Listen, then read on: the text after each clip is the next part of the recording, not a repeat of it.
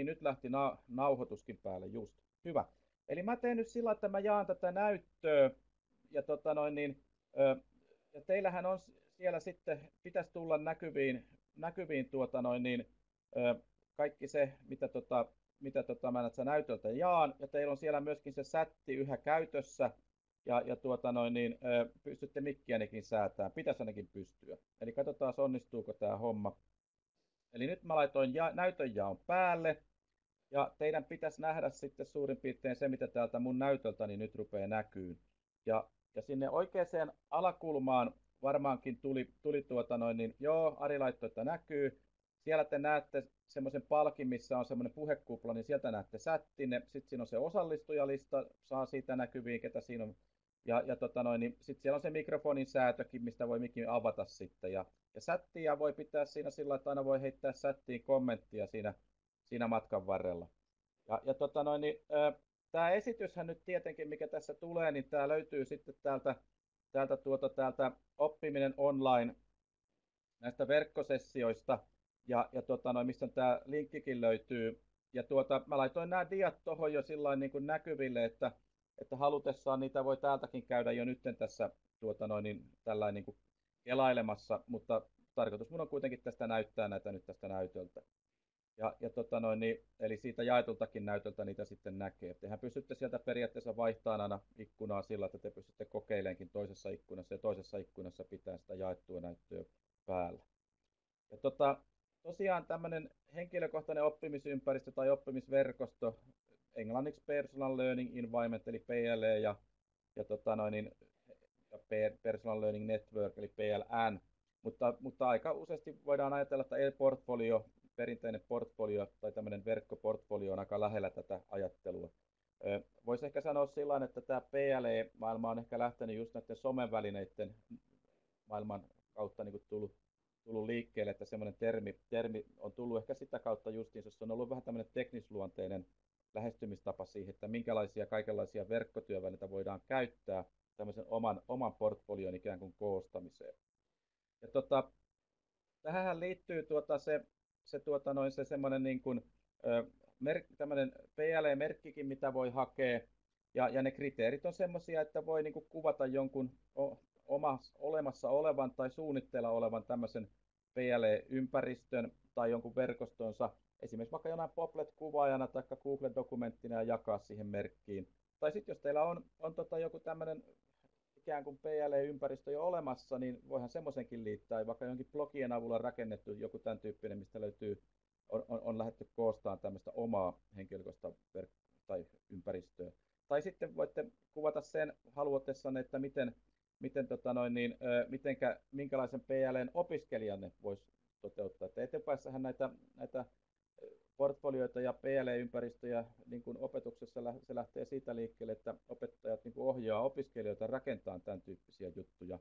Ja opiskelijat voi sitten käyttää niitä erilaisiin asioihin.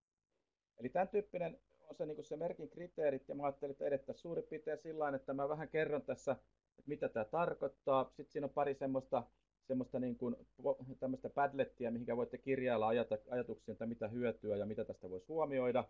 Ja sitten vielä tuommoisen niin kuin teeman, että minkälaisia PLE-ympäristöjä olisi käytettävissä, että käytetäänkö ilmaisia välineitä vai oppilaitoksen tarjoamia välineitä. Ja se on yksi semmoinen asia, mitä opettajat oikeasti joutuukin miettimään. Siihen liittyy tietosuojakysymyksiä, tekijänoikeuskysymyksiä ja muita vastaavia. Sitten aikaa, jos jää, niin Popletilla voitte halutessanne esimerkiksi jotain omaa PL-keissiä hahmotella, mutta katsotaan nyt, miten tämä aikataulu tässä sitten etenee. Eli pyrin kuitenkin jotenkin sillä lailla menee, että ei nyt olisi liian luentomaista, että porukka väsyy. Mutta toki onhan tässä näitä dioja jonkun verran nyt olemassa. Mutta tuommoisen voisi laittaa, että voisitteko te täyttää tuon ilmoittautumiskaavakkeen. Saanko mä sen tuosta äkkiä? Mä laitan sen tuonne chattiinkin nyt vielä tuosta noin hetkinen. Se oli se ilmoittautuminen kuittauslista. Hetkinen, oliko se tuossa? Ollutkin. Juu, tämä niin mä palautan sen tuonne chattiinkin. Tämähän on se, mikä meidän pitäisi aina saada. Tuolta chatista pääsette nyt sitä klikkaa, kun otatte sen puhekuplan sieltä esille ja niin nopeasti tämmöisen vaan, että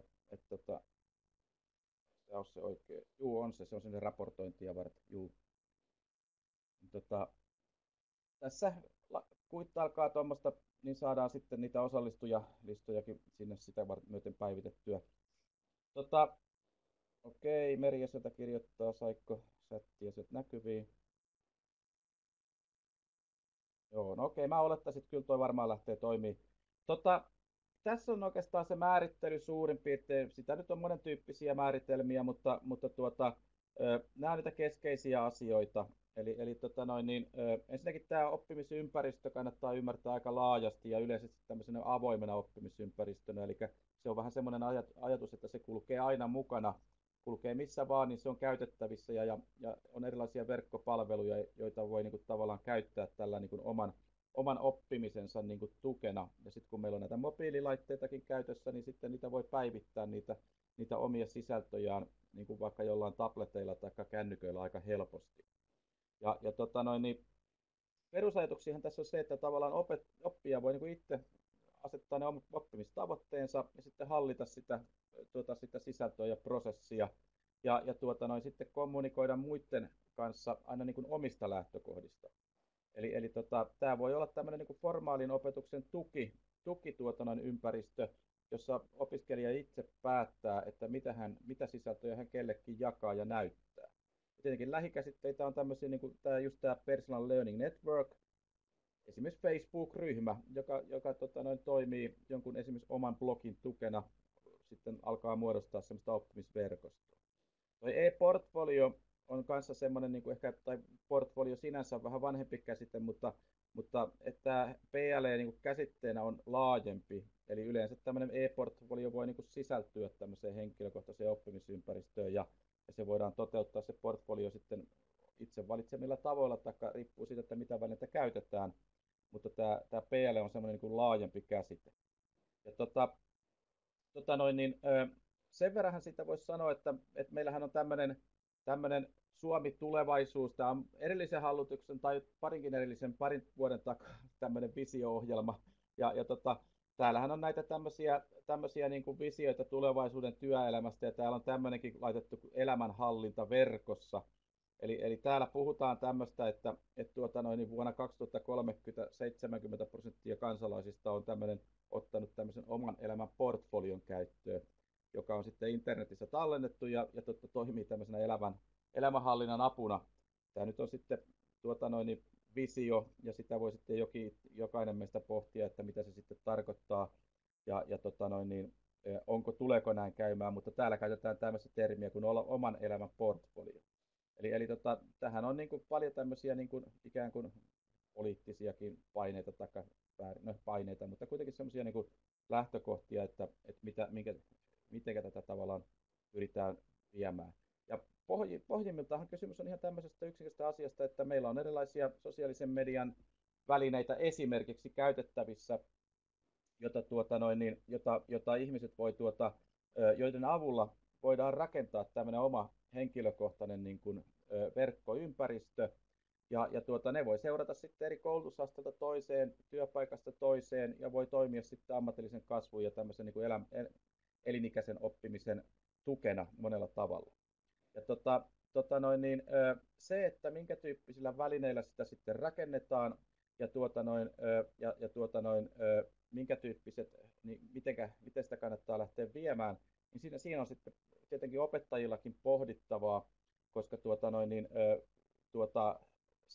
se aina riippuu siitä, että mitä sillä tavoitellaan niin kuin opetuksen näkökulmasta. Periaatteessa nämä portfolioita, tässä on tämmöinen niin kuin Diskendumin portfoliopalvelun tämmöinen kuvaaja, eli tässä on sillä lailla vaan niin kuin mielestäni hienosti se jäsennetty, että täällä voi olla tämmöisiä prosessiportfolio-osioita, useastihan niissä on kysymys esimerkiksi oppimispäiväkirjasta, ja sitten tämmöisiä näyteportfolio-osioita, jotka saattaa olla just tämmöisiä niin kuin omia parhaita tuotoksia, joita haluaa esimerkiksi työnhakutilanteessa sitten niin kuin, näyttää vaikka sellaisille työnantajille. Eli sitä henkilökohtaista oppimisympäristöä tai portfolio voi niin kuin jäsentää omien tarpeidensa mukaan, ja se voi olla vaikka työssäoppimisjakson oppimispäiväkirjana jossain tilanteessa, jossain toisessa tilanteessa siinä voi olla joku semmoinen osio, joka jaetaan, jossa on niitä parhaita keissejä, mitä on niin kuin itse tehnyt, tai työnäytteitä. Ja näitä on ollut näitä tämmöisiä PLE-projektejakin. Tässä on tämmöinen kuin Savonian PLE-projekti muutaman vuoden takaa. Se on ammattikorkeakoulun ollut tällainen, että missä opiskelijat on niin kuin lähteneet työstämään erilaisia tämmöisiä niin kuin PLE-malleja sosiaalisen median välineellä. Katsotaan, aukeako toi mun linkkini nyt sieltä. Hetkinen, onko se oikeaan kohtaan? No niin, katsotaan. No niin, joo. Eli tämä verkkosivusto on olemassa ja mä laitan sen tuonne teillekin nyt heti chattiin, jos joku haluaa sitä käydä niin kuin klikkailemassa. Eli täältä nyt löytyy tämmöisiä muutamia tämmöisiä niin kuin opiskelijoiden PL:itä, mitä he silloin on tuottaneet. On kyllä huomasin tuossa, että nämä opiskelijat on näitä lähteneet näköjään sulkeen, ettei täällä oikeastaan kuin yksi enää sillä niin kuin täysin näkyvissä, eli he on laittaneetkin ne sitten liittymispyynnön käyttö. Mutta no, näitä te voitte käydä katsomaan. Tuo Ilkka Rautiaisen PLE siellä nyt on vielä niin kuin nähtävissä. Tietenkin, jos nyt ihan tarkkoja ollaan, niin mulla pitäisi olla, tämä nyt on nauhoite, mitä tässä tehdään, niin kun mä menen tuosta Ilkan sivuille menee, niin Ilkalla ei siellä nyt ollut mun mielestä Creative Commons tunnusta, että olisi vähän hankala sitä tässä kyllä nyt näyttää, mutta tämä on niin tänne laitettu tähän hankeblogiin ihan siltä näkökulmasta, että nämä on tämmöisiä esittelyjuttuja, niin mä nyt ehkä uskallan sitä tässä vilauttaa joka tapauksessa, eli minkä tyyppisiä rakenteita näihin PL:ihin yleensä tehdään. Että täällä on esimerkiksi tämän tyyppinen sivusto rakenneltu, missä on oma sivunsa ihan tuommoiselle CVlle ollut, ja siellä on perinteinen CV tässä tapauksessa. Portfolioon hän on sitten hakenut tämmöisiä alasivuja, mistä löytyy hänen parhaita tuotoksiaan, ja kun kyse on ollut tällä kertaa tällaisesta niin kuin, tietotekniikan miehestä, niin hän on täällä tämmöisiä keissejä, mistä löytyy semmoisia web-sivustoja muun muassa, mitä hän on niin kuin, opiskelujensa aikana tehnyt. Siellä voi olla tämmöinen galleria-tyyppinen juttu, mihinkä on kerätty kuvia, ja blogi, joka voi toimia esimerkiksi niin kuin, työssäoppimisen oppimispäiväkirjana tai jonain tämmöisenä projektien keräämisympäristönä. Ja tämä nyt on tehty tämä voitaisiin tehdä esimerkiksi vaikka WordPressin blogilla taikka Googlen Blogger-blogilla. Ihan täsmälleen tämmöinen samanlainen juttu alasivuinen ja päivineen. Tässä ei ole käytetty sitä, mutta ihan web-sivustona rakennettu, mutta kuitenkin periaate on tämän tyyppinen.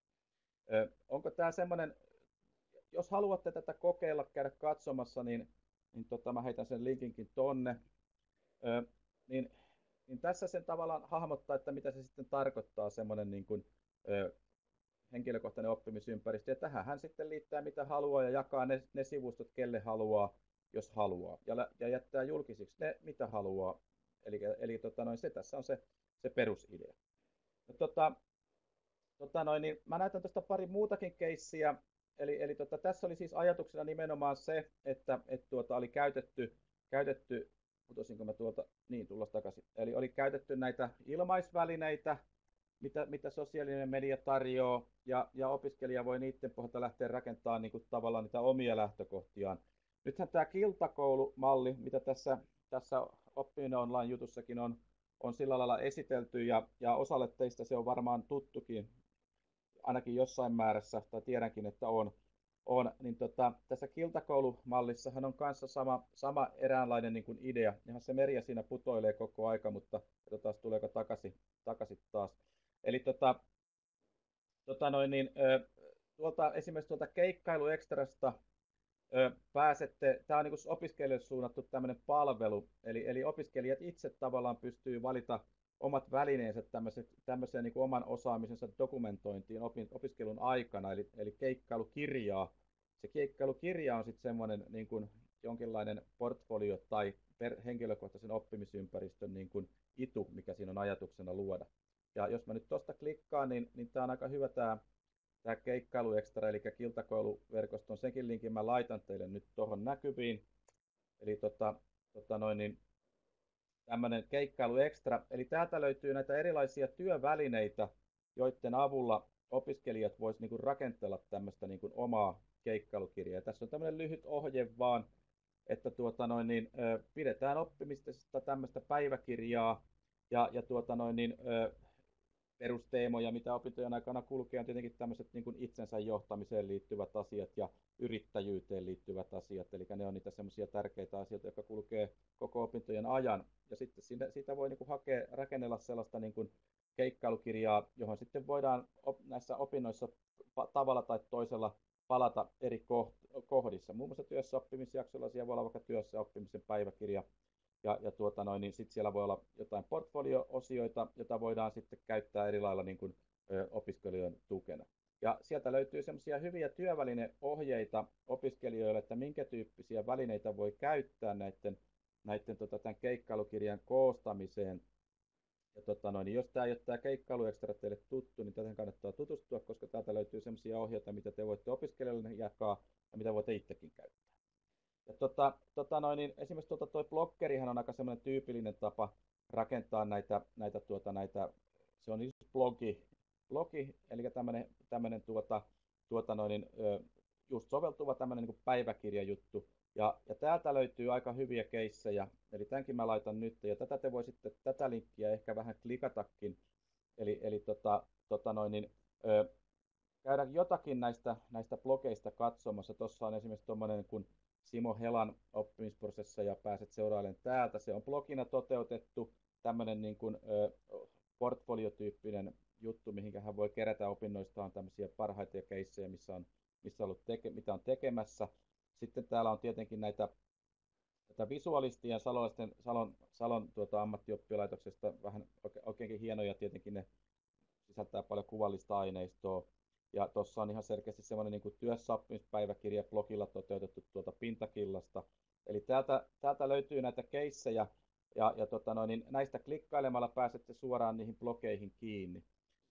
Tämähän nyt on tosiaan, tämä sivusto on näitä Creative Commons lisenssoituja, niin tätä tässä nauhoitteessa on helppo näyttää, mutta aika harvat noista opiskelijoista on muistanut jakaa sitä Creative Commons-tunnusta niihin heidän blogeihinsa, niin mä en ehkä niitä sitten kuitenkaan tässä näytä, koska ne tallentuu tuohon nauhoitteleen, ja sitähän ei periaatteessa saisi tehdä, koska silloinhan mä niin kuin tavallaan kaappaan sitä kuvaa heidän blogistaan tähän nauhoitteeseen.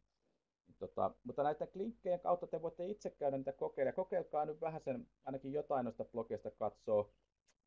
Tai mä näytän, ehkä toi voisi olla semmoinen blogi hetkinen, mikä voisi olla teille aika kiinnostava. Mennään tuosta, meni vähän tuonne väärään paikkaan. Hetki vielä, tuomaton pois. Eli tuokin pois. Takaisin piti tulla, eli mennään äkkiä tuolta avaan se uudestaan toi. Noin, eli tätä blogia voisi kyllä ehkä vilkaista kanssa,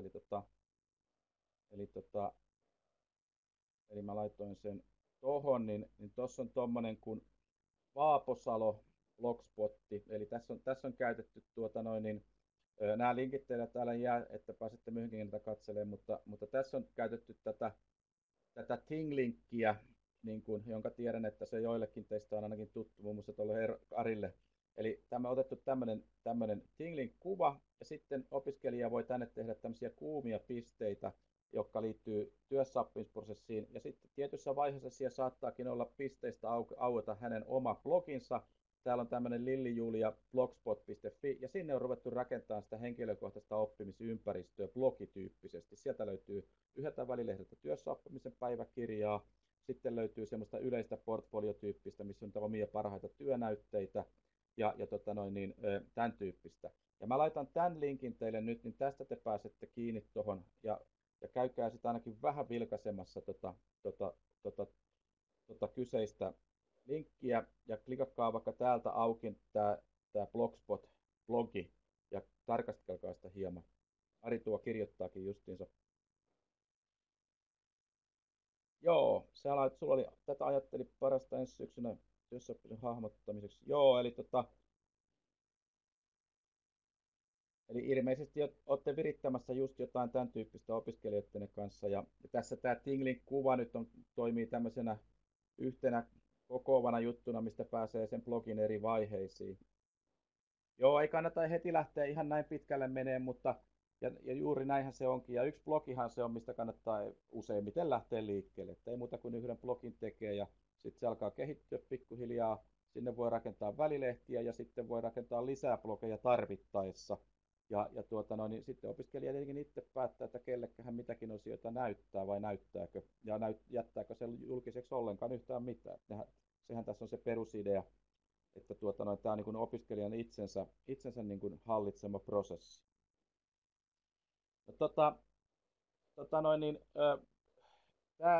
tämä Kinglin kuva tässä vaan keskiössä, tämäkin on blogiin laitettu, niin tämä on vaan tämmöinen työväline, mikä löytyy sieltä Keikkailuekstrasta kanssa, johon voi tämmöisiä kuumia pisteitä laittaa, mutta taustalla täällä on, että näistä pisteistä aukeaa sitten tämän henkilön blogipäivityksiä, ja hän vaan on käyttänyt tätä kuvaa sitten tavallaan jäsentääkseen tätä vielä vähän hienommin. Niistä blogipäivityksistä sitten löytyy näitä tämmöisiä erilaisia niin kuin, työnäytteitä, jotka on siellä blogiviesteissä eri kohdissa.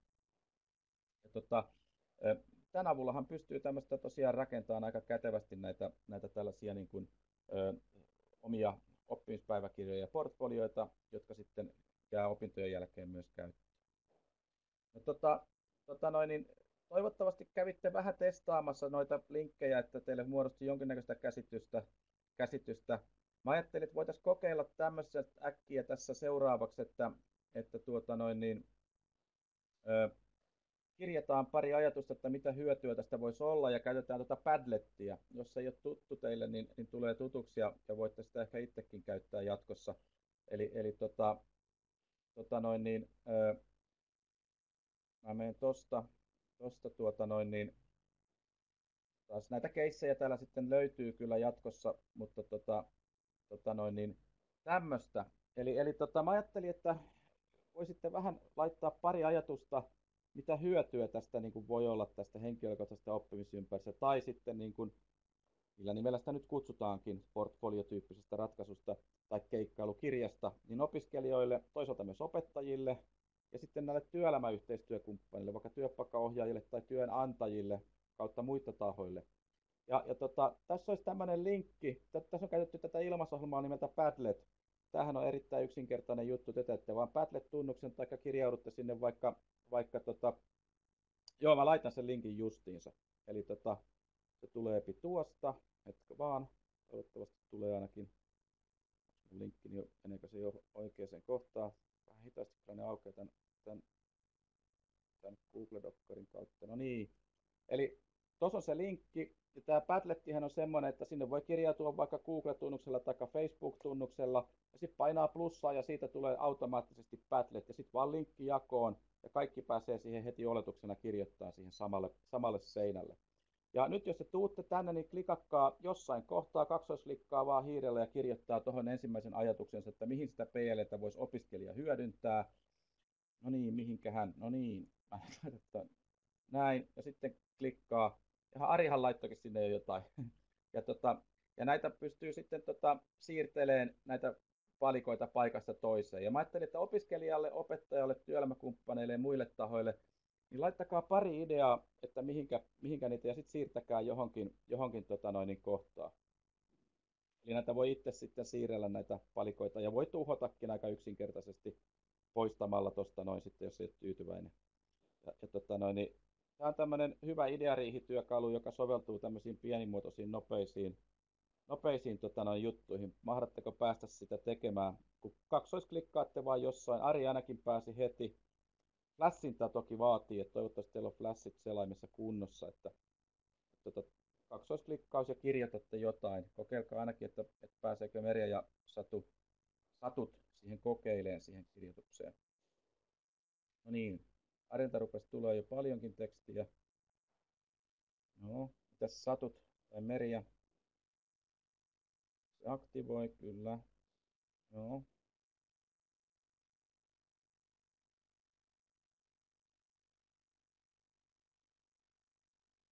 Okei, sieltä tuli chattiin joku viesti.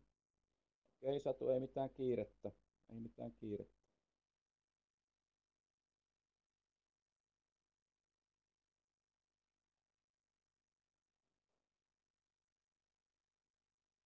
Joo, toi on ihan totta. Eli aktivoi ajattelee, kyllä, sen ajatuksena on just se, että pitäisi kerätä, ja varsinkin just niin kuin opintojen aikana niitä parhaita omia niin kuin työnäytteitään esimerkiksi sitten vaikka niin kuin sieltä työpaikoilta ja tämän tyyppistä. Ja opiskelijoille tosiaan kaikki heidän oman tuotoksensa voi jäädä yhteen paikkaan niin kuin opintojen jälkeen käyttöön. No, joo, Satu laittoi tuonne, että nimenomaan se on tämmöinen niin kuin omien opiskelijoiden kokoaminen ja seuranta, oman kehityksen seuraaminen. Eli siinä on semmoinen pitempiaikainen portfolio tai oppimispäiväkirja kyseessä.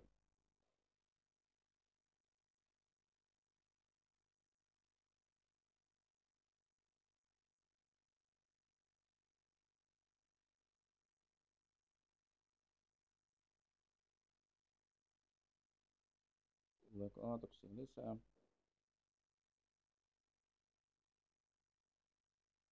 Juu, toikin mitä Merja kirjoittaa, niin se on totta.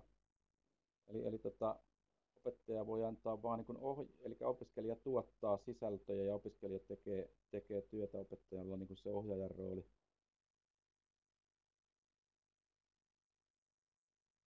Joo, Arilla oli toi visuaalisuuden merkitys ja se on totta, että erityisopetuksessa ja ylipäänsä siis niin kuin tämä tarjoaa mahdollisuuden niin kuin erityyppiseen oppimiseen tai oppimisen ulkoistamiseen.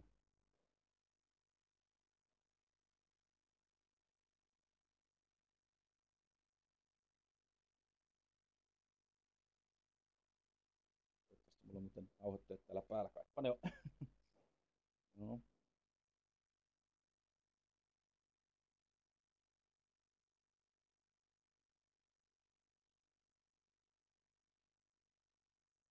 Arilta keskeytyy, että olemme sopineet, mutta voit sitä laajentaa laatikkoa ja mahtuu teksti.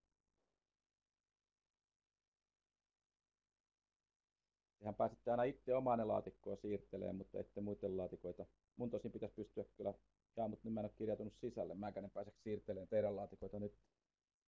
Olisi pitänyt kirjautua sisälle, niin se onnistus.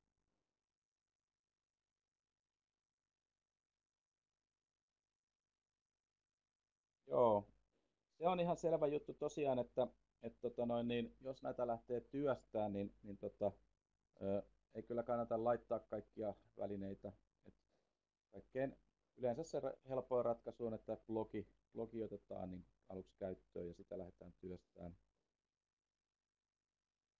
Keikkailu ekstra, minkä mä siinä näytin, niin se voi toki opiskelija antaa, niin ne voi itse opiskella sieltä kaikenlaista lisää ja pikkuhiljaa miettiä.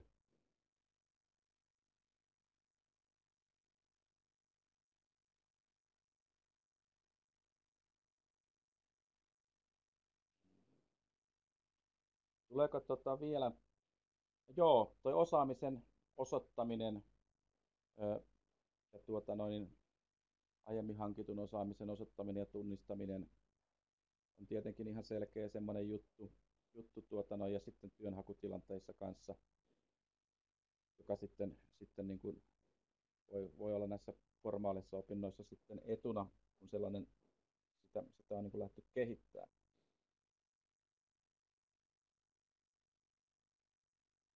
Kyllä, juu, tämäkin oli tämä Satun ajatus tuosta, eli ö, avaa niin kuin omaa innovaatioa ja sitten mahdollisuus palata omiin asioihin takaisin. Ö, Se on hyvä pointti. No muille tahoille te ette sinne vie mitään paljon kirjanneet, että tokihan täällä voi olla muitakin tahoja siinä sitten, että voi olla opinto-ohjaajalla jollakin joskus niin kuin asiaa tuota noin, niin, ö, opiskelijoiden blogeihin jossain tilanteissa. Tai vaikka sitten niin kuin työnvälityksessä voi sitä käyttää, mutta ehkä se nyt ei siinä on niin oleellinen työväline, mutta ja toki tietenkin vanhemmatkin voi olla jossain mielessä siinä mukana, mutta se voi olla sitten, että haluaako opiskelijat sitä sitten, niin kuin, se on aina kanssa niin kuin mietittävä. Okei, tuossa tuli nyt aika monta, ihan sinne tuli kommenttikin. Okei, jaha, Satulla on taas siellä on kaksi asiaa yhtä aikaa menossa, eli siellä on lasten ruokailuhetki ja sättäilyt, mutta mennään vähän eteenpäin. Eli tässä tuli mun mielestä just nyt oikeastaan niitä keskeisiä hyötyjä, mitä opiskelijan näkökulmasta ja eri toimijoiden näkökulmasta siinä ehkä voisi olla. No sitten katsotaan vähän niitä haastepuolia ja tämmöisiä, mitä tähän nyt voisi ottaa seuraavaksi. Eli mä nyt palaan tuolta vaikka siihen diaan takaisin. Eli mennään noin. Eli tässä on tämmöinen kuva, pohjautuu ehkä siihen PLE-hankkeen, siihen Savonian sellaiseen niin kuin kuvaan. Tuolta löydätte semmoisen PDF-dokumentin, missä he on sitä rakentaneet, mutta tietenkin just joo, Satu laittoi osaamiskansio Google Sitesin puolella ja CV lisäksi. Laita Satu linkkiä jakoon, sä voit laittaa se heti siitä muille nähtäväksi. Niin sehän voi laittaa sitten merkkiin, osaamismerkki on valmis sulla. tota, Jos haluat, niin voit chattiin laittaa linkinkin.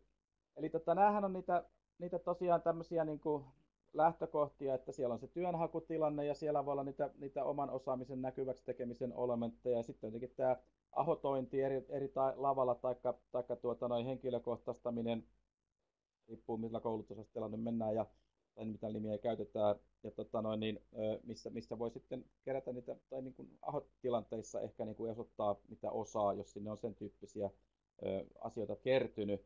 Ja sitten tietenkin opiskelun aikana se voi olla oppimispäiväkirja, tai tämmöisten parhaiten ideoiden keräämisen juttu, mitä tuossa tekin nostitte esille.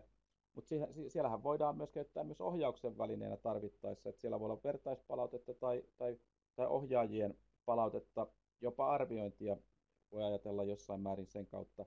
Se tietenkin riippuu, että onko se niin kuin järkevää. Ja tietenkin työelämäyhteistyössä ja työssä oppimisessa se voi olla semmoisena niin kuin yhteisenä tai työpaikkaohjaajan, oppilaitoksen ohjaajan ja opiskelijan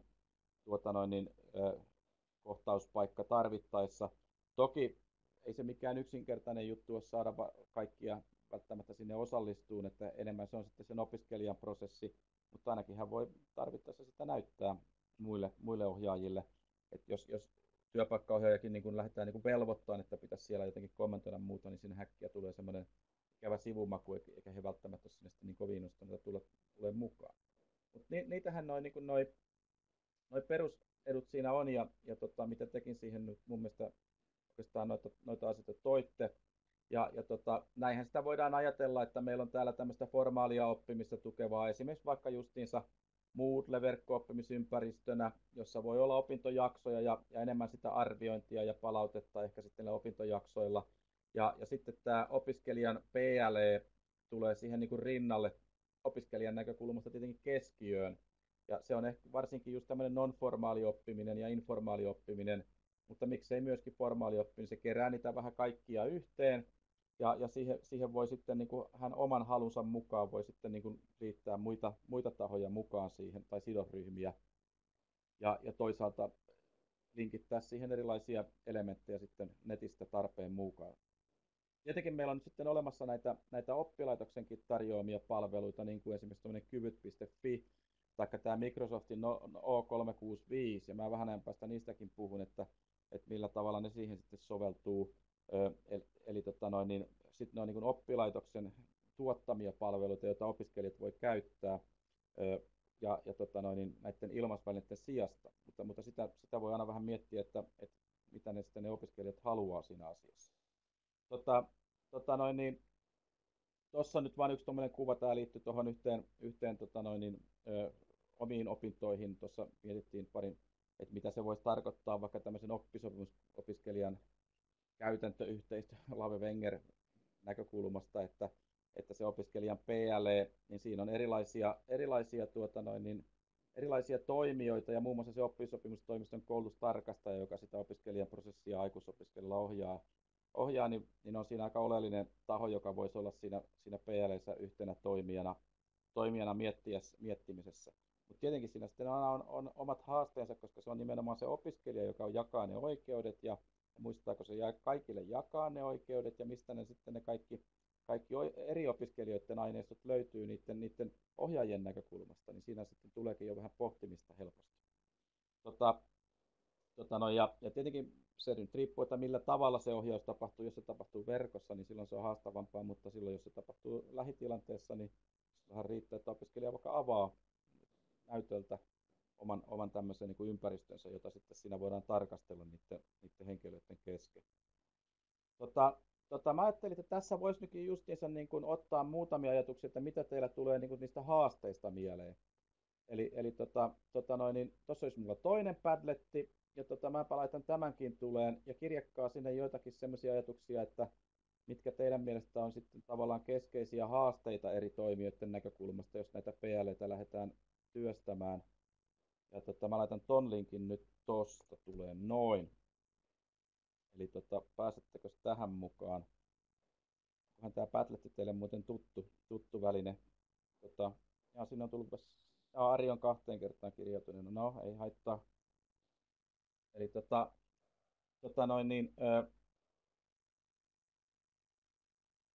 vaan linkki. Satu on varmaan tekemässä.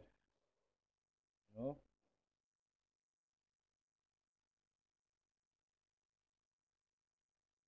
Ari kirjoittaa. Okei. Ei mitään Ari hätää. Me edetään aika pian ja mä näytän, ei tässä kauheasti enää niin aikaa. No niin, siinä on Satun poplettia tulossa jo. Saatteko kirjattua pari ajatusta tuohon? Tuleeko teille mieleen niitä haasteita noihin? Mä katson äkkiä, mitä tuolla Satulla oli tuolta popletissa tulossa. Anna nyt siihen mulla vielä aukeaa tuosta, katsotaan.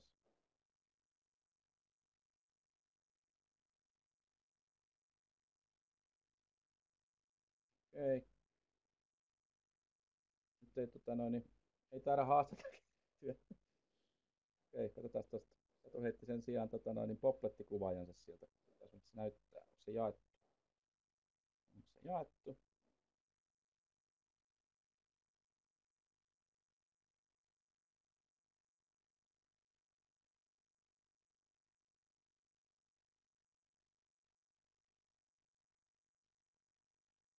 Alkaa tulla curriculum vitae. Okei. Joo. Koulutus, muut projektit, harrastukset, luottamustehtävät, työkokemus. Ja jos oikein ymmärsin, niin tässä on Googlen sivusto, jonne näitä eri alasivuille on lähdetty keräämään näitä osa-alueita. Ja tämmöistä mä ajattelinkin, että te voitte sitten halutessanne tälle popletilla vielä vaikka rakentaa tänään halutessanne, tai mä ainakin näytän tämän popletin, että jos se ei ole jollekin tuttu, millä sitä pystyy tekemään. Tämähän on saatu hienon oloinen tuotos, tai hienon oloinen kokoaminen, johon sä niin kun olet miettinyt eri toimijoiden näkökulmasta nimenomaan. Ja todennäköisesti siellä on sitten, jos saat mikkiä päälle, voit hihkaistakin, miten tämä toimii, mutta sulla ei tainnut sitä mikkiä olla. Joo. On mulla mikrofoni. No niin, aukes. Joo, sano vaan, Satu. Niin siis se, mä oon vaan kerännyt sinne siis todistuksista tämmöisistä ottanut ja sitten siis mitä mulla on ollut noita papereita, niin siis lähinnä vaan vuodet ja paikat ja mitä mä oon tehnyt ja missä mä olevinaan on ollut vaikuttamassa. Eipä se, Joo. Saahan sieltä sitten esityksiä ja kaikkea muuta käytettyä tosta, mutta ei sinne ole mitään asetettu sellaisia nyt. Joo. No, ei se mitään, ja sehän onkin semmoinen lähtökohta, että sitä voi kerätä niin kuin pikkuhiljaa, ja jos sulla on se Google-saitilla tehty, niin sä pystyt jopa määrittelemään niitä alasivujen näkyvyydenkin sieltä suoraan, että näkyykö ne kaikille vai haluatko pitää osia piilotettuna. Oliko se sulla Google-saitilla rakenneltu? No siis Google Site-sivua itse asiassa just tässä haen teille vielä siihen, että mä saan sen näytille vielä teille. Okei. Haet pois vaan. Niin ei tänne tullut oikein haastesektorille mitään ette lähtenyt kirjaan, niin en mä lähde tätä siihen sitten niin kuin haastamaan. neuvotellaan, että toi Satu heittää tuolta yhden saitin meille nähtäväksi ja sitten ihmetellään kohta sitä. No Merja ja Ari kirjaa tuossa tällä hetkellä chattiin.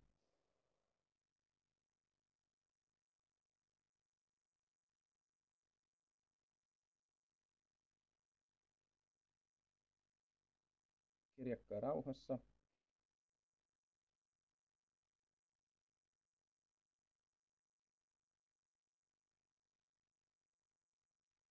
Jaa, okei. Okay. No joo, enkä mä laittanut linkkiä siihen. Okei. Okay. Mä huomasin sen, että se ilmeisesti sitten ei tullut teille huomattavaksi. No, niin no, sulla on tabletti nyt käytössä siellä, niin sen, joo, se onkin se ongelma näköjään. Tuossa se linkki nyt olisi ollut. No joo, Ari tuossa kirjoitti, että alussa riittävästi aikaa käydä läpi. No on se tietenkin joo, se on tietenkin opiskelijan näkökulmasta semmoinen oikeastaan kaikkien osapuolten näkökulmasta niin kuin keskeinen hankala asia, että jos niitä lähdetään rakentamaan. Tietenkin sitten näille opettajille ja muille tahoille, työelämätahoille, yksi haaste on se, että mistä ne löytyy ihan selkeästi. Sitten kun on paljon opiskelijoita, mihin ne kerätään ne linkit, ja kun niitä päivitetään niin mitenkä sovitaan, että onko tarkoitus siellä käydä ohjaamassa, ja niin näin poispäin. No nyt te löysitte ainakin tuon Padletin, ja voitte siihen pari ajatusta vielä kirjata, mitä voisi olla tämmöisiä, ja toi on aika hyvä, toi vaatii itse kuria. Ei välttämättä sovellukaan sitten loppujen lopuksi kaikille ihmisille tai opiskelijoille niin kun lähteä tämän tyyppistä rakennetta tekemään.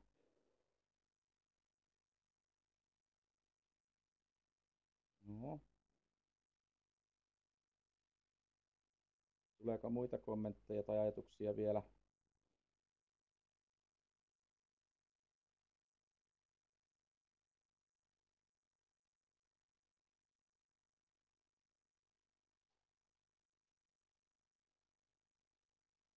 Juu, toikin voi olla, että se ei vähene se opettajan työmäärä. Se riippuu vähän siitä tosiaan, että missä roolissa.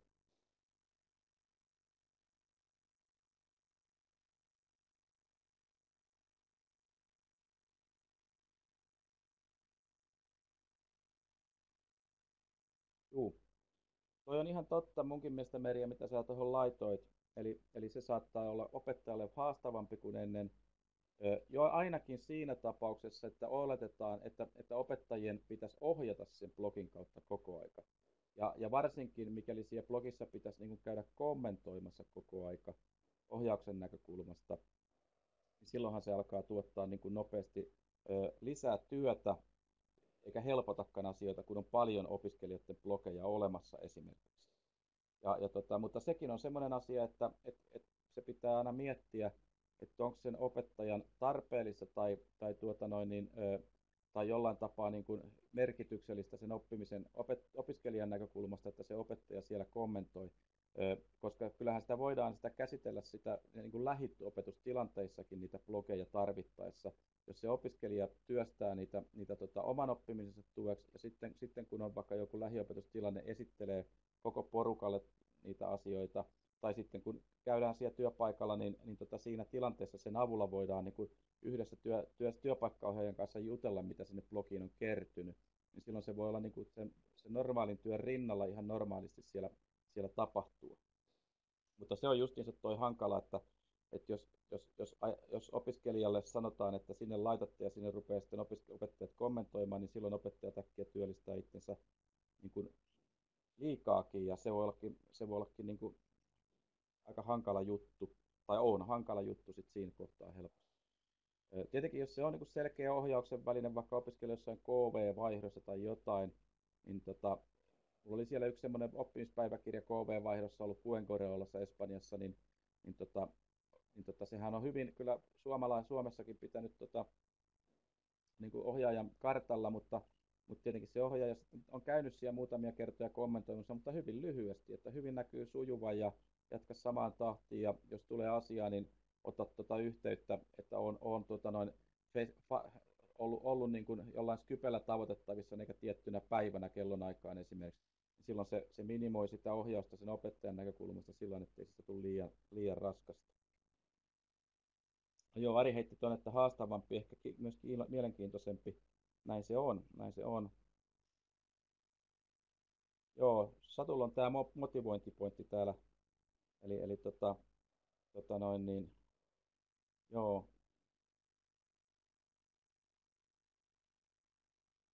No.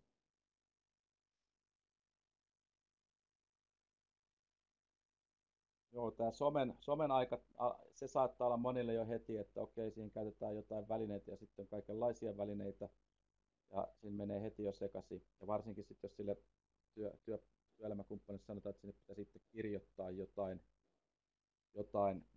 niin menee sormi suuhun tai ei välttämättä halua sinne mitään kirjoittaa. Joo, niin ne olisi otettava työpaikkaohjaajakoulutuksiin jo alusta asti, jotta ainakin ymmärrettäisiin, että mitä lisäarvoa niistä voi olla. Ja neuvotella siitä sitten, että onko tarpeellista, että joka ikinen työpaikkaohjaaja sitten niin kuin lähtee niitä kommentoimaan. Onhan se kyllä huomattu, että kun niitä on sillä järjestelmällisesti vaikka oppiohjaukseen tuotu, että sinne kertyy niin kuin vaikka semmoisia niin kuin, tämmöisiä niin kuin, näitä tutkinnon osan tavoitteen mukaisia tehtävänantoja eri viikolla, niin sitten kun työpaikkaohjaaja on ruvennut seuraamaan sitä, niin se myöskin itse muistaa oman roolinsa paljon niin kuin paremmin siinä, että muistaa, että noita asioitahan munkin pitäisi tässä ohjata. Ja sitten varsinkin, jos opiskelijat tuottaa sinne jotain videoaineistoja, jolla ne havainnollistaa jotain omaa tuotostaan, niin se on sitten voi aktivoida. Niissä tietenkin on sitten taas muistettava ne kaikki mahdolliset kuvausluvat ja tämän tyyppistä, mitä voi kuvata ja niin poispäin, jos sen tyyppisiä lähdetään.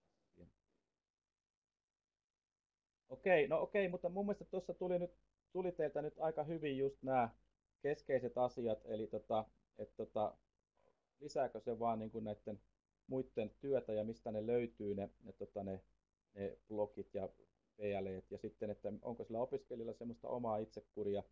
Niin niissä keisseissä, kun katselee, mitä opiskelijat on tehnyt niissä iltakouluissakin, niin on erittäin aktiivisia juttuja, mutta sitten osalla on vain just sellainen, että ne on niin kuin vähän aloitettu ja jää sitten helposti pitämättä tai kesken, tai ei ehkä sitten koeta sitä niin mielekkääksi aina, jokainen. Ja niin sekin voi olla vähän semmoinen neuvottelutilanne, että ne opiskelijat, jotka haluaa nimenomaan sillä lailla sen avulla niin kuin omaa osaamistaan niin kuin tavallaan ja omaa itsearvioida itseensä ja tavallaan käyttää sitä semmoisen oman oppimisen tukena, niin ehkä se voi olla vaihtoehtoinenkin tapa, ettei se välttämättä kaikille tarvitse olla semmoinen niin pakollinen. No, tuossa oli noita ton tyyppisiä. Mennään nyt sitten, mä vielä näytän täältä muutamia dioja sitten. Nämä oli mun mielestä just niitä keskeisiä huomioita, mitä siihen kertyikin. Tietenkin täällä tullaan just tämän tyyppisiinkin asioihin, tämä avoimuusteema. Pitääkö kaiken olla avointa, niin kuin julkista siis, vai voiko olla osittain suljettua? No se on tietenkin tässä tapauksessa semmoinen, mitä opiskelijat voi itse päättää, ja jokainen voi niin kuin päättää. Eli se ei nyt ehkä sillain ole siinä mikään pulma. Tietenkin, mutta sillähän se on pulma niille ohjaajille, että jos ne on suljettuja, niin niillä pitää olla sitten pääsy sinne jollain tunnuksella siihen blogiin tai järjestelmään. Silloin se tunnus pitää luoda, ehkä jos ei sitä ole, esimerkiksi Gmail-tiliä, niin sitten se helposti pitää luoda ja siihen sitten jäädään kiinni siinä kohtaa. Ei jakseta sitä ruveta sitten miettimään, että tämmöinen ja tämmöinen asia pitäisi sitten tehdä, että näihin sitten pääsee, jos onkin se blogi suljettu. Ja sitten tämmöinenkin teema jossain määrin vähän mietityttää tietenkin, että no, tämä on tietenkin jokaisen omasta lähtökohdista kanssa, että missä roolissa mitäkin asioita siellä esittää ja mikä on tämmöistä niin kuin täysin omaa, mikä on semmoista julkista henkilökohtaista ja mikä on ei julkista ammatillista ja semmoinenkin asia. Silloin tullaan vähän niin kuin niitä tietosuoja-asioihin siinä niin kuin helposti kiinni, eli mitä sinne saa laittaa ja mitä vaikka työnantajan asioista voi siellä esittää. Ja toisaalta jos opettajat siellä toimii näillä samoilla välineillä, niin mitä opiskelijoiden asioita voi niin kuin esittää jossain vaikka Facebook-ryhmässäkin, jos sitä käytetään johonkin työssäoppimisen ohjaamiseen, niin minkälaisia asioita, ettei helposti lähde vuotaa sellaisia tietoja, niiden opiskelijoiden henkilökohtaisia tietoja, sosiaaliturvatunnuksia ja näin poispäin, tai sitten jonkun tämmöisen niin kuin työpaikan käytänteitä, jota ei saisi niin kuin laittaa julkisesti. Jaa, siellä muuten Satulta tuli keissikin, katsotaan säkkiä, mitä se näytti. Joo, sulla ei esimerkiksi, joo, no niin, tämä on niin kuin aika lailla tyypillinen wikisivusto, eli käytetty Google-saittia ja aika hieno. Tässä on sulla merkkihakemuksia sitten liikkeelle vaan, ja täällähän onkin näköjään erilaisia merkkejä jo viritetty. Tuli aika hyvä keissi tähän nähtäville. Ja kiitoksia Satu. Ja täältä sitten saa alalinkkejä, se rakentuu pikkuhiljaa. No, ja sitten jos tässä käytetään Google-saittia, niin jos sä viet Google-dokumentteja, niin sun on helppo lisätä ne Google-dokkarit tänne näin sitten. Eli mä tykkään myös sitten tästä Google-saitin käytöstä sillä niin kuin työvälineenä. Onhan toki muitakin olemassa vastaavia. Juu.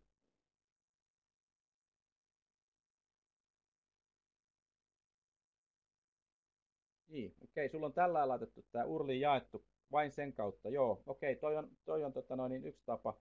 Eli sä pystyt määrittelemään sen, että vain linkin kautta nähtävissä. Joo.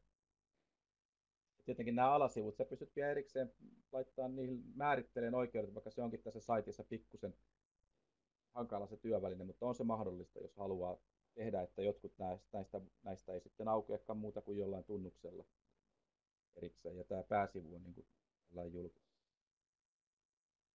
Tämä oli hyvä keissi tähän kohtaan just sillä lailla, että nähdään, että minkä tyyppisen esimerkiksi Googlen sivustotyövälineellä pystyy rakentamaan. Ja loppujen lopuksi aika helpostikin sitten tietenkin, siis tämä työväline on helppokäyttöinen.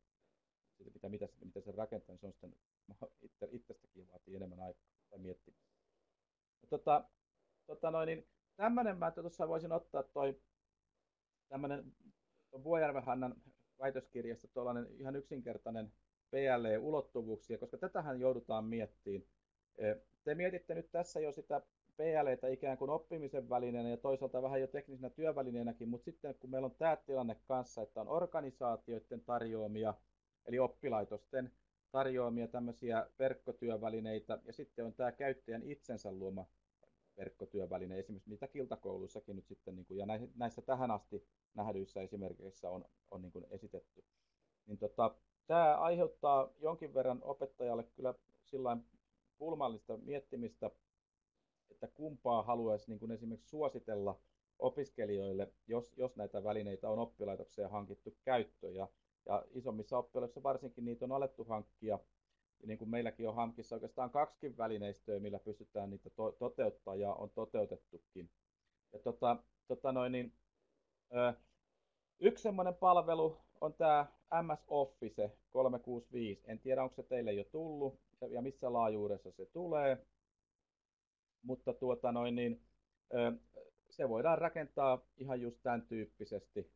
Eli sinne voidaan, jokaisella on 2 vuoden viikon sisällä. Joo, sitä ei vielä Ari tiedä, että tuleeko nämä kaikki mahdolliset asiat, mitä siinä teillä on, ainakaan heti, vai tuleeko ne ikinä ollenkaan. Että toi OneDrive sieltä tulee varmasti, eli tämä tämmöinen niin kuin Google Drive vastaava tiedostonjakojuttu sieltä tulee, ja sähköpostit saattaa tulla, ja tämmöisiä. Sinne voi tulla sellaiset ryhmäkäyttöä, että opiskelijat voi tehdä Facebook-ryhmien sijasta näitä Office-ryhmiä ja jakaa Google Driven sijasta tiedostoja OneDrivessa esimerkiksi.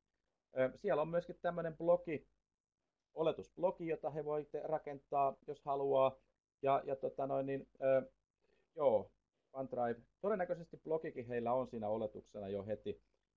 Ja sitten siellä voidaan antaa opiskelijoille oikeus tilata työtiloja, jonne voi rakentaa sitten jo erilaisia tämmöisiä ryhmätyöskentelyympäristöjä, jos halutaan. Tai opettajat voi rakentaa sinne niitä juttuja. Ja voidaanhan sinne linkittää sitten jotain ulkoisiakin lähtökohtia. Siinä voidaan merkata tämmöinen uutissyötesivu omaksi sivuksi, niin silloin siihen uutissyötesivulle päivittyy kaikki semmoiset asiat, mitä on itse käynyt tilaamassa. Et siellä on semmoinen nappi yleensä, että jos joku jakaa vaikka jotain, jotain dokumentteja sinne niin kuin vaikka kokonaan julkisiksi ja semmoisen löytää, niin sillä voi sitten tilata sen ja sit jos siihen tulee muutoksia, niin omalle uutissyötesivuille päivittyy näitä muutoksia. Samaten jos te seuraatte vaikka opiskelijoiden blogeja, jos ne tekeekin tällaisen blogin, niin silloin opettaja voi käydä niin laittamassa jokaisen opiskelijan blogin seurantalistalle, joka hänelle on jaettu, ja sitten laittaa tämän uutissyötesivun itselleen keskisivuksi, se pitää itse määritellä, niin silloin kaikkien opiskelijoiden blogipäivitykset päivittyy siihen, ja se on kyllä kätevä tapa tavallaan niin kuin seurata sitä blogijuttua. Eli aina kun te kirjaudutte tänne Office 365 lukeen sähköpostia vaikka verkon kautta, niin teillä onkin tämä ensimmäiseksi tämä uutissyötesivu näkyvillä. Ja jos on jonkun blogiin tullut joku uusi viesti, niin sitten näkee sitten ne, kun niitä on seurantalista. Mut sitten se haastava tai se hankala puoli tässä on sitten tämä, että tämä on niinku yleensä intranetti ja suljettu ympäristö. Ja opiskelijoiden tuotokset pääsääntöisesti katoaa näiden opintojen jälkeen. Eli on siellä sitten blogeja tai OneDriveja tai muuta, niin se on sitten 2-3 viikkoa, kun tunnukset on sulkeutunut, niin ne todennäköisesti meilläkin 3 viikossa muistaakseni OneDrive tyhjenee. Eli opiskelijan on kaikki rakennettava, otettava sieltä opintojen jälkeen itselle jonnekin ja sitten jos haluaa tehdä blogi, niin sitten ruvettava ikään kuin rakentamaan uutta blogia jonnekin muualle tai jotain. Ja se tässä on semmoinen vähän ikävä juttu tässä Office-palvelussa. Tietenkin tämäkin on vähän semmoinen asia, että voisi olla neuvottelukysymyskin, että voitaisiinko ajatella, että opiskelijoiden blogit jäisi jotenkin käyttöön, mutta ilmeisesti tämä on lisenssipolitiikkaa, niin saa ne siirrettyä OneDrivesta. Tosin todennäköisesti pitää laittaa omalle koneelle ja sitten siirtää sieltä. Eli näistä palveluista, niin ilmaispalveluahan ainoastaan tämä OneDrive on niin kuin saatavissa. Et jos opiskelija tekee vaikka ilmaisen Hotmail-tilin tai Outlook-tilin, mikä on siis ilmainenkin mahdollista olla, niin siellähän on tämä OneDrive käytössä. Ja kyllä niitä pystyy sillain OneDrivesta toiseen niin kuin jakaa niitä oikeuksia, mutta on se vähän jotenkin kankeeta. Ja lisäksi tämä OneDrive, mikä on tässä oppilaitoksen palvelussa, niin se on tämmöinen OneDrive for Business, että se ei ole niin kuin ihan se sama kuitenkaan. Että käytännössä olettaisin näin, että sitten kätevintä on tallentaa kaikki OneDriven tiedostot omalle koneelle ja sieltä sitten uudestaan sille omalle ilmais-OneDrivelle, jos haluaa. Että blogeja mä en oikein tiedä, koska ilmastilissähän ei ole blogia ollenkaan tarjolla, ymmärtääkseni. Että niitä ei sitten kyllä oikein, ja se blogihan on useimmiten se tämmöinen niin kuin se oppimispäiväkirjatyyppinen työkalu. Mitäs Satu laittoi? Ei ole blogi vai mitä meinasit? Niin ei ole blogia ilmaspalvelussa. Näin, jos sitä tarkoitit, niin näin se mielestäni on. Tuo OneDrive sen löytyy, mutta mitään muuta ei periaatteessa. Toki nämä nettisovellukset näihin. Ja OneNote-muistiokin saattaa kyllä löytyä. Okei, tässä on siis yksi vaihtoehto, ja tietenkin tämmöinenhän tässä varmaan teillekin tulee, että kun tietohallinto se hankkii, niin sitten he rupeaa niin kuin tavallaan saattaa ruveta siinä sitten sanoa, että sitä on sitten pyrittävä käyttää mahdollisimman paljon erilaisiin asioihin opinnoissa, ja ei haluta ainakaan mitään tukea antaa näihin ilmaispalveluihin. Eli kyllä se vähän semmoinen se tuppaa olemaan, mutta silloin siinä sitten täytyy miettiä näitä reunaehtoja, jos haluaa tällä toimia tai ei. Niin siinä on hyvä puolensa, mutta heikoin puoli on nimenomaan se, että jos opiskelijan näkökulmasta ajatellaan, niin tämä ei automaattisesti luo oikein semmoista oman opiskelun niin kuin koulutusasteella toiselle seuraavaa niin kuin tämmöistä henkilökohtaista ympäristöä, vaan tämä on enemmän tämmöinen oppilaitoskeskeinen näkökulma selvästi olemassa. Ari sinne kirjoittelee. Meillä on täällä käytössä semmoinen toinenkin. Joo, sä kysyit tuosta vielä. Meillä oikeastaan koko homma lähti sitä kautta liikkeelle, että Yammer otettiin ja sitä käytetään tiedotuksen näkökulmasta. Sinne Yammeriin voi luoda opiskelijakin ryhmiä. Ja meillä on tämä pikkuhiljaa laajentunut ja nyt meillä alkaa olla melkein kaikki mahdolliset siellä kohta käytössä, että opiskelijat voi periaatteessa tilata tämmöisiä SharePoint-ryhmiäkin, jos haluaa. En ole vielä siihen lähtenyt mukaan, mutta ehkä mä pohdin hiukan, että tarjoanko mä sitä vaihtoehtona. mä oon kyllä käytellyt näitä juttuja tämmöisellä kyvytillä, mitä mä seuraavaksi esittelen aikaisemmin. Mulla kyllä tuppaa opettajaopiskelijat pääsääntöisesti lähteen liikkeelle siitä, että ne ottaa sitten Facebook-ryhmän, ne kyllä kokeilee tämmöisiä, mutta jostain syystä se menee. Katsotaan nyt, että ehkä mä ensi syksynä tarjoan kuitenkin, että tehkää Jammer-ryhmä, jossa voitte keskenään jutella halutessanne, tai tilakkaa tämmöinen SarePoint-työtila, jossa voitte sitten jo vähän enemmänkin työstää asioita ja tehdä kalentereita ja ties mitä haluatte, mutta katsotaan, että onko ne juu, nämä SarePoint-sivustot on ICT perustettava, eli ne pitää tilata, mutta ne nyt on ilmoittanut, että ne niitä sitten niin antaa käyttöön, jos halutaan. No Jammer-ryhmäthän pystyy kuka tahansa itse tekemään opiskelijoista, ja se on sillä helpompi käyttää. Ja tämä Jammer ei ole meillä vielä linkittynyt tähän tuoteperheeseen, se on niin kuin erillisenä palveluna, mutta se on samaa juttua, mutta se ei löydy sillä hienosti tuosta uutissyötesivulta. Siihen on kyllä semmoinen linkki, onkohan mulla täällä auki se nyt tässä kohtaa missään. Eipä taida olla. Ei kun onhan mulla tossa, ei kun ei oo, ei kun onko ei, hetkinen. Olis mulla se kirjautunut mistään nyt sinne sisällä. En ole tässä kohtaa. Voisinko mä kirjautua nopeasti? Niin. Eli meillä se on nyt tullut jo näin pitkälle mennyt tässä. Näytetään nyt äkkiä sitten hetkinen. Pääsen tuosta kirjautuun sinne. No, jumittaa. Liikaa auki. Suljetaan täältä saton hienot tuotokset. Jotenkin tuo pois. Tuokin pois.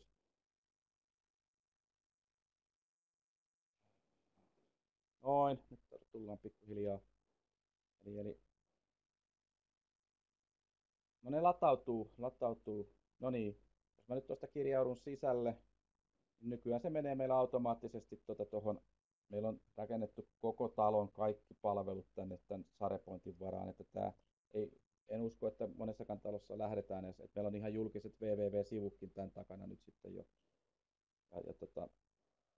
Voi olla, että esimerkiksi Ipulassa ei välttämättä ihan näin pitkälle sitä edes suunnitella aikana alkuvaiheessa, mutta ei se silti monet näistä. Mä tuun uutissyötesivulla, niin tähän näin mä oon laittanut sen tuolta asetuksista sitten tämmöiseksi keskiösivuksi, ja tähän voi kasata sitten ne omia linkkejänsä. Tämä on tavallaan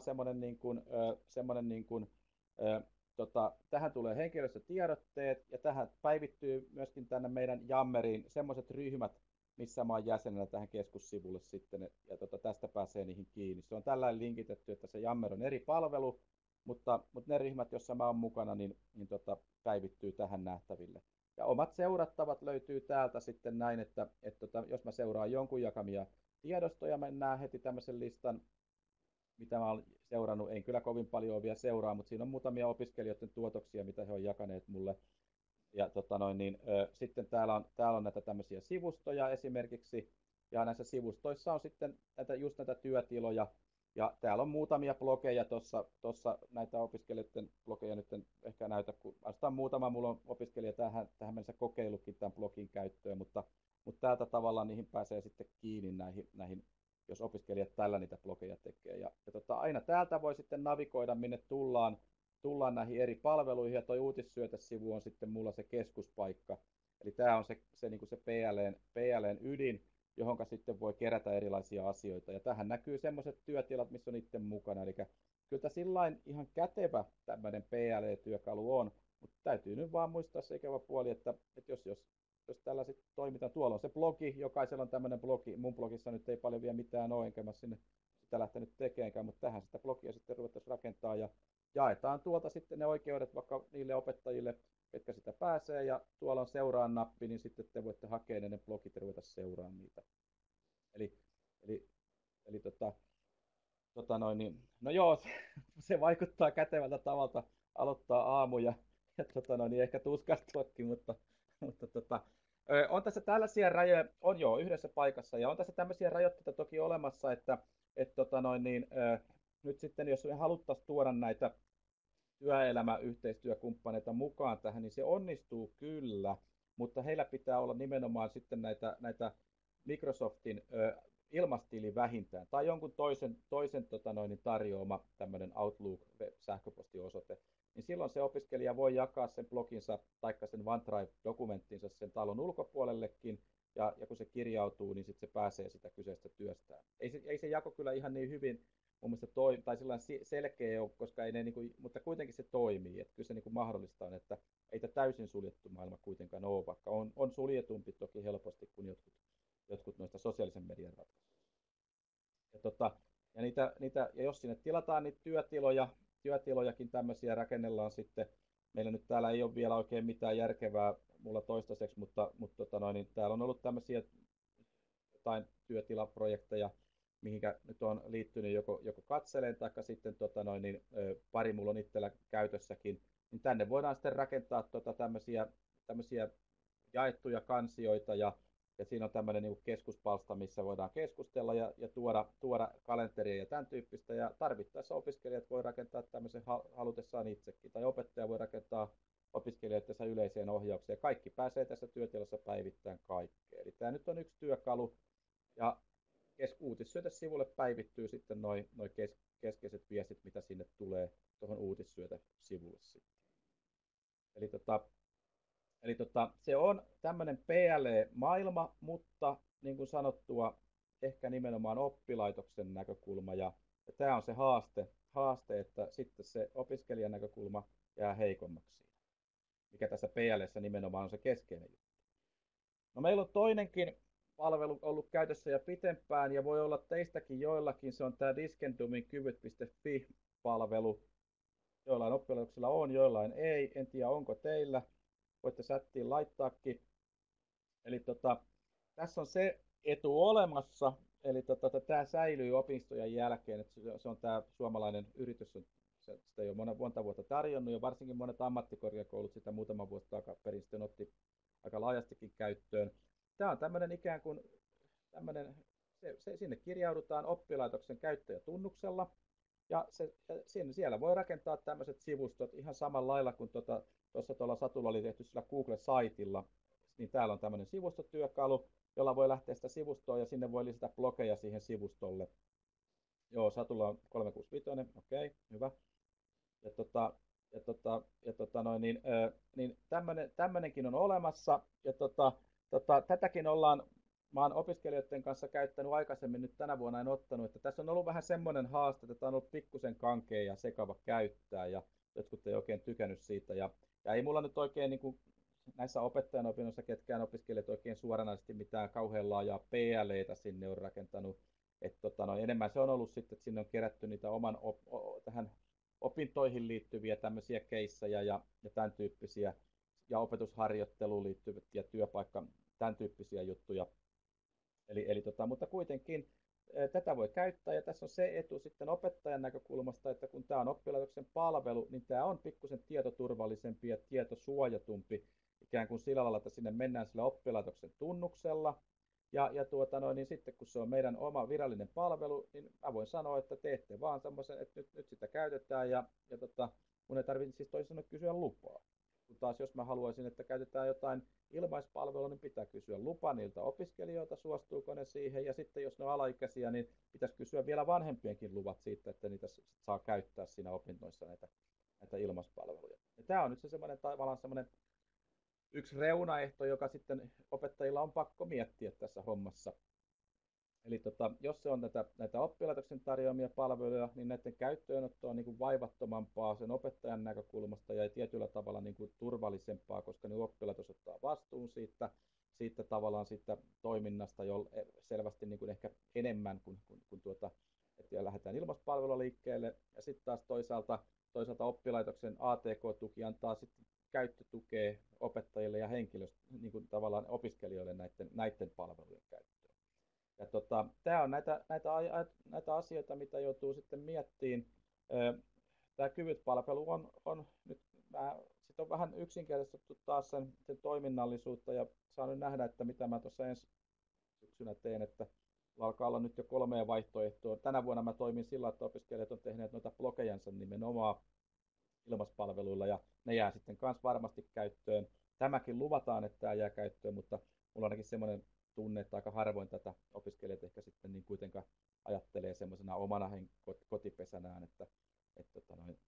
täällä on niin kuin mahdollista luoda tämmöiset ryhmät. Ihan samalla lailla täällä on tämmöinen yhteisölinkki, että opiskelijat voi luoda ryhmiä.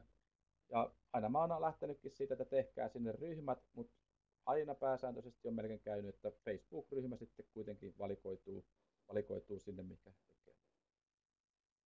Satu heittää, että se pysyvyys on tärkeämpää. Mä oon ihan samaa mieltä tässä PLE-maailman näkökulmasta se, että se kertyy itselle jäämään, niin se on se A-juttu kyllä. Ja se Office 365 on siinä hommassa hankala. Tämä kyvyt.fi-palvelukin on kyllä sillä että nämä säilyy. Mutta tässä on vielä se maku, että tämä on nyt niin kuin oppilaitoksen tarjoama juttu, tämä ei ole itse valittu. Mutta voihan tänne linkittää ihan mitä vaan juttuja sinne noille omille sivuilleen. YouTube-videoita tai niitä ilmaispalveluista ja rakentaa sen, jakaa just samalla lailla niitä oikeuksia kelle haluaa.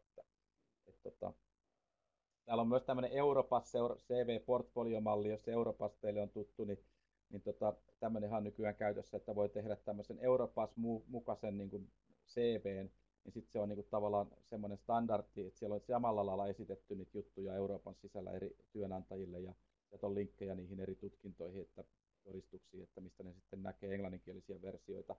Jos on linkki, jota voitte klikata, jos haluatte siihen Europassiin tutustua, niin tämä Kyvyt tarjoaa, että tällä kun rakentaa tämmöisen CV, niin se on sitten sen Europassin mukainen niin kuin, että se niin kuin helpottaa kansainvälistä työhakua. Satulla taitaa olla aika lailla, joo, sä ootkin aikas tekijä. Niin.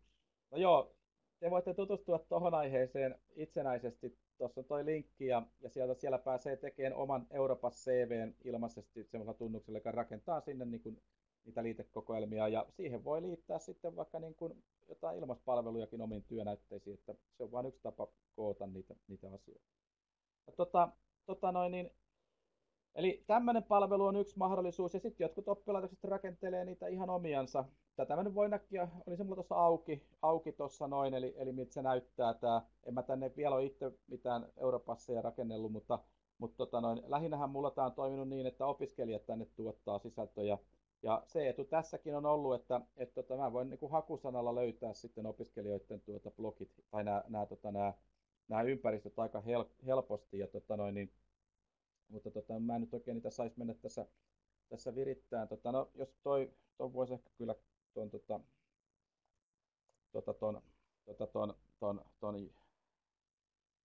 tuleeko se sieltä noin. Ja niin ai se tuli nyt vähän, olisi pitänyt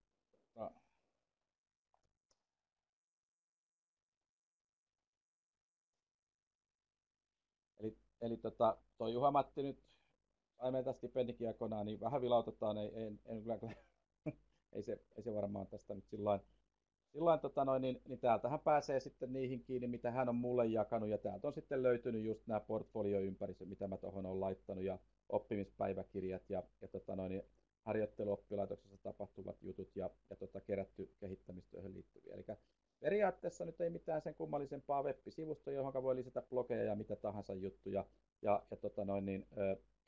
toimii samantyyppisesti kuin joku Google-sivusto, vaikka johon voi sitten blogeja rakentaa. Ja opettajan näkökulmasta just nämä yksinkertaisuudet on hienoja siinä mielessä, että mä löydän kaikki blogit helposti yhdestä paikasta.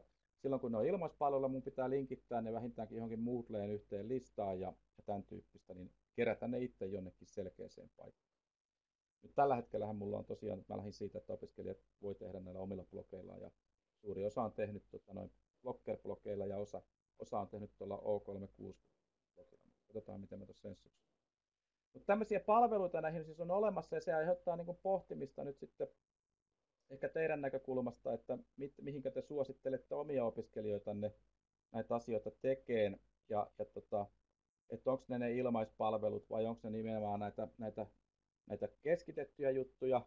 Tämmöinenhän piirakka meilläkin on piirretty tuossa ja just tänä syksynä päivitetty, että meillä on ydinpalvelut ja järjestetyt palvelut. Täällä on sitten näihin kahteen asiaan tulee se oppilaitoksen tuki. Niin täällä on tämä e-portfolio Kyvytti, täällä on tämä Office 365 ja näillä kun toimii, niin on helppoa se elämä. Eli opiskelijat sitoutuu näiden palvelujen käyttöönottoon jo silloin, kun he opiskelupaikan ottaa vastaan. Mutta sitten meillä on näitä tämmöisiä seurattavia ja suositeltavia, jossa todetaan, että se on sitten koulutuksen tai opettajan vastuulla enemmän tai vähemmän.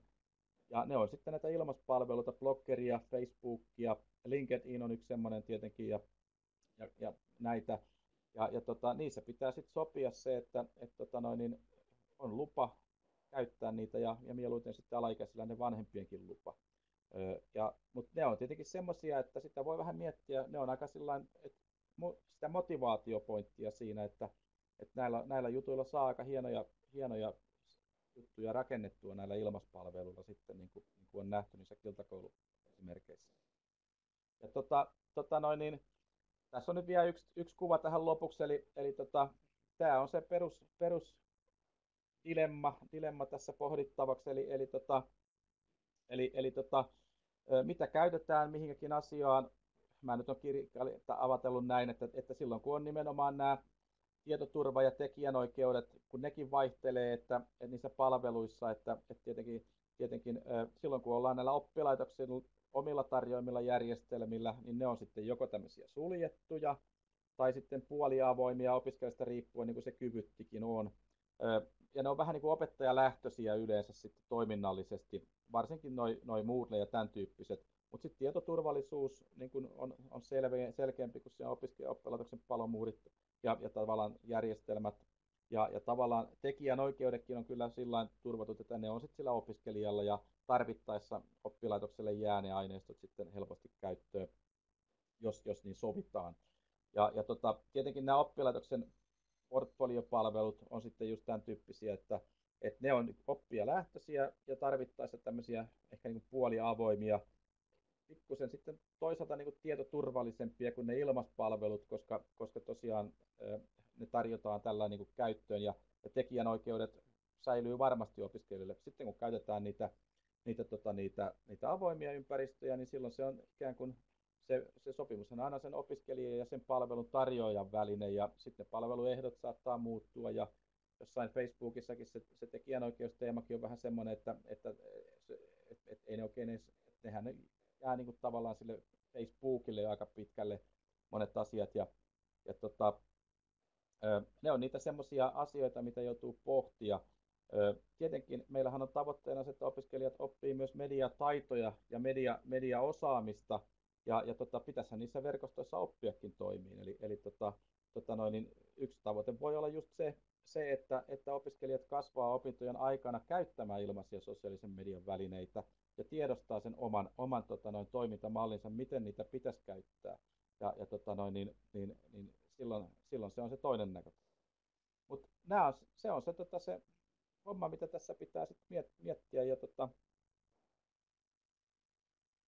Joo, Satu toteaa, että sun hommiin on tulossa Creative Commonsit, joten saa näyttää, jos haluaa. Hyvä Satu, siitä tulee keissi, jota minä näytän jatkossa, kun sä laitat sinne se Creative Commons-linssin. Kyllähän sitä luokassa saisi näyttää, mutta näissä ja saisin mä verkossakin näyttää, mutta näihin nauhoitteisiin en periaatteessa saisi tehdä, kun silloin mä kaappaan sitä sun blogis kuvaa sieltä tavallaan niin kuin siihen nauhoitteeseen, että se on vähän semmoinen tyhmä juttu. Niin, tässäpä nämä PLE-pohdittavaa, eli avoimuus, mediataidot, käyttöluvat, sitten on tietoturva, tietosuojajutut, tekijänoikeusasiat, aineistojen jääminen opiskelijan käyttöön ja minkälainen se sitten on se ympäristö, työvälinen ympäristö, joka motivoi sitä opiskelijaa. Niin, toi on semmoista asiaa, mikä pitää jotenkin sopia ja miettiä, tai olisi hyvä miettiä jollain tapaa, ennen kuin niitä lähdetään laajasti käyttämään. Mutta ei tämä nyt ehkä mikään suuri ongelma ole. Nuo käyttöluvathan on helppo kerätä vaikka heti opintojen alussa, jos vaikka sovitaan, että Googlen palveluja käytetään, niin todennäköisesti yleensä opiskelijoilla ne on jo helposti käytössäkin. Ainahan voi semmoinen mahdollisuus, että joku opiskelija ei sitten saakaan vaikka vanhemmiltaan lupaa niitä käyttää, jos on alaikäisestä kysymys, jolloin silloin on sitten tarjottava jotain muuta vaihtoehtoa. Tai sitten käytetään näitä oppilaitoksen tarjoamia O365 tai Kyvyt-palveluja näiden toteuttamiseen, mutta ainakin sen O365 semmoinen niin kuin oppijalähtöisyys tai se aineistojen jääminen opintojen jälkeen käyttöön on vähän aika rajoittaa. Ja Kyvytissä se on selvästi parempi. Mut tässä tämä oli nämä jutut, mitä mulla oli tässä kerrottavaa, en mä oikein osaa muuta sanoa. Satulle iso kiitos, kun tulit heittämään hienon keissin sieltä ja niin voit laittaa suoraan sieltä merkkiis mukaan ja mä otan tämän ihan itsellä, jos sä kerran sen pistät Creative Commons lisenssoiduksi jatkossa, niin täytyy laittaa se kuule tonne mukaan tähän meidän esitykseenkin, jos sulle sopii. Saako sen laittaa tähän samaan juttuun, mitä sanot? No, en nyt ainakaan vielä sitä siihen lisännyt. Mä voisin se helposti täältä nimittäin tänne päivittää ton linkin, jos se sua ei haittaisi, mutta Siis puhutko mulle, koska nyt mä en kuullut, kun noi lapset huusi tuossa korvan vieressä. Joo, mä kysyin sulta vaan sitä, että kun sulla oli se hieno PLE-juttu ja jos sä haluat sen jakaa tuolla Creative Commonsilla, niin saako sen liittää tähän esitykseen, mikä tässä oli? Saa liittää. Sun keissis. No hyvä, mä laitan sen tänne johonkin kohtaan, mikä olisi semmoinen hyvä kohta. Mä pistän sen vaikka tohon kohtaan ja pannaan tohon Satu Heinonen keissi.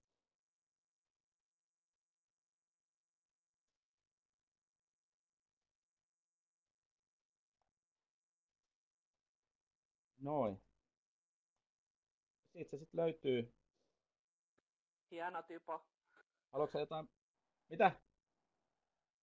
Hieno typo siellä kirjoituksessa. Mikä on? Virhe? Joo, puuttuu jotain. Heinoinen. Noniin, joo. Opettajan PLE. Vai mikä mä tähän kirjoittaisin?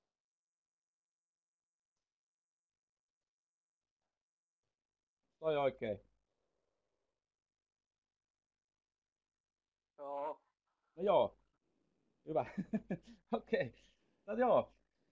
Ei mulla tän enempää tässä nyt tosiaan, eli tämmönen mulla oli vielä ajatuksena tässä, että jos te haluatte käyttää vaikka tuommoista Padlettia oman tuommoisen, niin kuin Satu oli tehnyt tuossa tämmöisen, Poplettia, niin tämmönenkin on käytössä, ja niin, jos sitä hakemusta tekee, niin Satuhan pystyy siihen liittämään sekä Popletit että PLEt, mutta periaatteessahan siinä meidän kriteerissä oli se, että ainakin tekee suunnitelman, minkälainen se oma PLE voisi olla, tai miten omia opiskelijoita voisi ohjata siihen juttuun. Ja tämä Popletti on semmoinen työväline, jos tämä ei ole teille tuttu, millä on helppo rakentaa vaikka tuommoisia niin käsitekarttoja justiinsa. Ja tässä on ohje, että miten sen voi tehdä. En tiedä, kuinka moni teistä haluaisi semmoista tehdä, mutta mä voin sen vaan lyhyesti vilauttaa, että minkälainen työkalu se on. Eli sitä on helppo käyttää tabletillakin. Niin, jos mä nyt tuosta klikkaan tämmöisen Popletin auki, niin jos teillä on oma tunnus sinne, niin teillä on aina 5 ilmaista Poplettia käytössä siellä, mutta jos ei ole tunnusta, niin pystyy tätä Try It Outista heti kokeilemaan sitä. Ja flashi pitää olla vaan niin kuin toiminnassa, että se lähtee sitten pelaamaan tämä Popletti. Ja tämä on hyvä työkalu erilaisiin juttuihin. Tuolta vaan New Poplet ja sitten siinä on Jukan PLE. Ja siihen sitten ruvetaan miettimään uusia juttuja, CV ja niin poispäin. Ja Facebook-ryhmät, FB-ryhmät. Ja sitten voi miettiä, että mitä ryhmiä millekäkin ryhmille ja niin poispäin esimerkiksi näin. Ja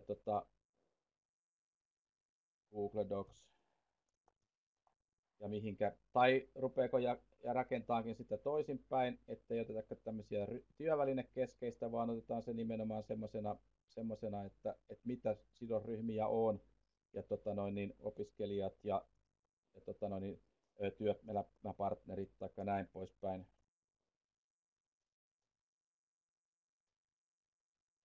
Ja niille voi sitten, näinpä se Satukin oli tainnut tehdä, ja sieltä voi sitten miettiä, että mitä niille tarjotaan FFP:ssä, ryhmät ja niin poispäin. Eli tällä työkalulla, joo, Satu toteaa, että tryoutin kautta se on lopuksi aina tallennettava, se ei tallennu, näin on. Eli täällä on tämmöinen kohta kuin export, joko PDF-tiedostona tai sitten HiREST-kuvana, HiREST PNG, niin se tallentuu kuvatiedostona omalle koneelle, ja sitten sen sieltä voi lisätä kuvatiedostona esimerkiksi vaikka jaettuun Google-dokumenttiin, jossa kertoo sitten vähän muuta asiaa, mitä haluaa. Eli jos te ette tee omaa tunnusta, niin nämä ei jää tälle enää niin kuin jatkomuokattavaksi, vaan se on sitten heti kun selaimen sulkee, se katoaa se juttu. Eli silloin se on muistettava täältä tallentaa joko kuvana tai pdf-nä, niin kuin toi Satu oli tuossa tehnyt, ja omalle koneelle kuva sitten valmiina laitettava save. Ja sitten sieltä haetaan se kuva sitten lisätään niin kuvatiedostona johonkin. Mä nyt laitan vaikka tuosta, otan nyt se vaikka ihan tuosta tuohon, mihinkä mä sen heittäisin, ja tuosta nyt temppiin sen nappaan tuosta, noin. Silloin se menee omalle koneelle ja sen voi sieltä sitten aika kätevästi kyllä lisätä vaikka esimerkiksi Google-dokumenttiin tuo kuvana.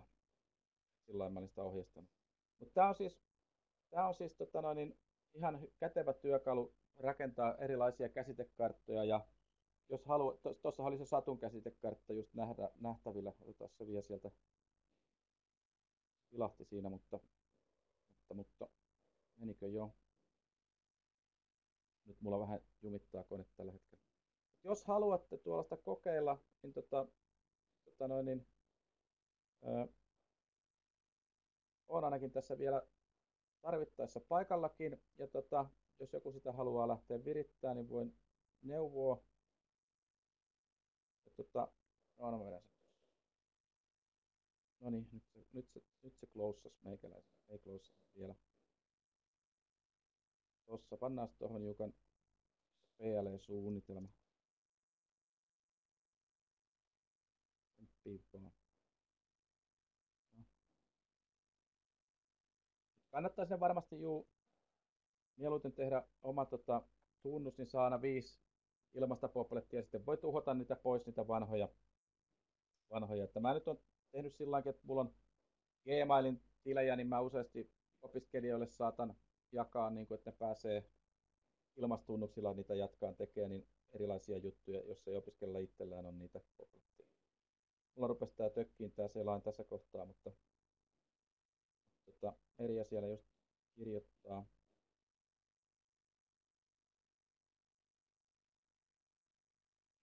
Nyt tuli joku tuommoinen tietosuoja. Joo. Okei, Merja, ei mitään.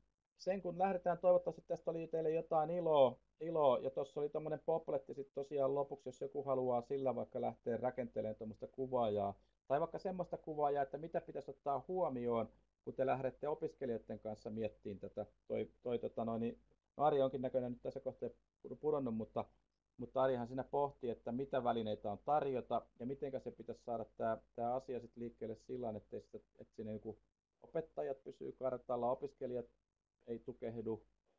Ja niin se voi olla joku tämän tyyppinen kuvaaja, koska sehän nyt on ehkä se semmoinen niin kuin luontevampi, kun te mietitte, että miten te saisit, tai mitenkä teidän opiskelijanne voivat hyödyntää näitä juttuja, niin teidän pitäisi miettiä just sitä, että mitä te tarjoatte niille. Ehkä jos semmoisen kuvaajan haluatte tehdä, niin se olisi ihan järkevä juttu sekin juttu. Okei, kiitoksia. Tulee jos onko siellä joku, joka haluaa vielä poplettia viritellä vai ruvetaanko me lyömään luukkoja kiinni tältä illalta? Niin mä nyt ainakin tämän jaon otan täältä pois. Stop sharing. Noin. Ja pannaan tuo nauhoite pois.